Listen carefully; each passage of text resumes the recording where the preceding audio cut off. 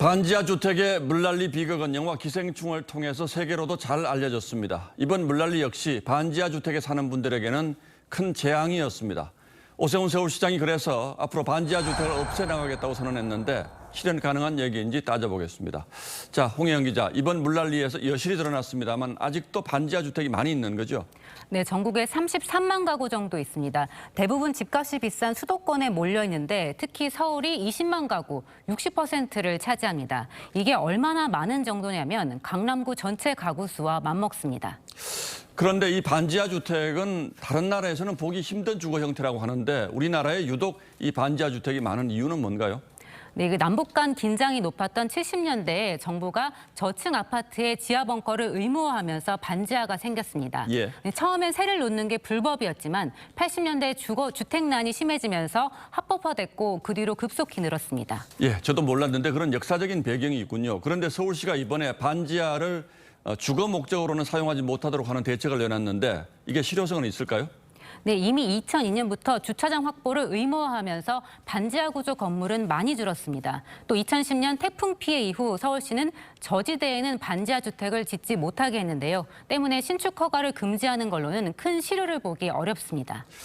그러니까 최근 들어서 신축 반지하는 이미 거의 다 없어졌는데 옛날에 지어진 반지하가 문제라는 거군요.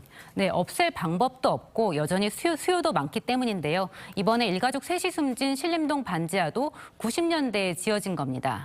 서울시는 또 세입자가 나간 반지하를 창고나 주차장으로 바꾸도록 대책을 내놨는데 이것도 유도책일 뿐 강제는 아닙니다.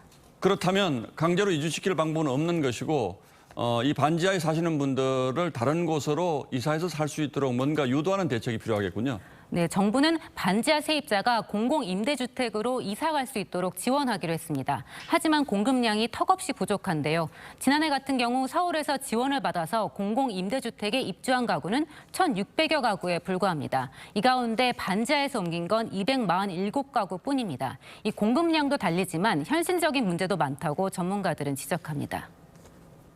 현재 우리나라 임대주택 가격이 그분들이 감당할 수 있는 가격대가 아닌 경우가 많아요. 거기에 일자리가 있던지 살 수밖에 없는 이유가 있었을 텐데 그거를 무조건 딴 데로. 그렇다면 주거 비용을 일정액 지원해주는 주거 바우처 제도는 어떻습니까? 네, 서울시가 주거 바우처로 월세를 지원하겠다고 했죠. 최장 1년 동안 월 12만 원 정도로 검토 중인데요. 신림동 반지하 월세가 30만 원에서 60만 원인 걸 감안하면 너무 적습니다. 또 이 밖에 궁극적으로는 낙후 지역 재개발을 활성화시켜서 주택시장에서 반지하가 없어지도록 해야 한다는 주장도 나옵니다. 예, 맞습니다.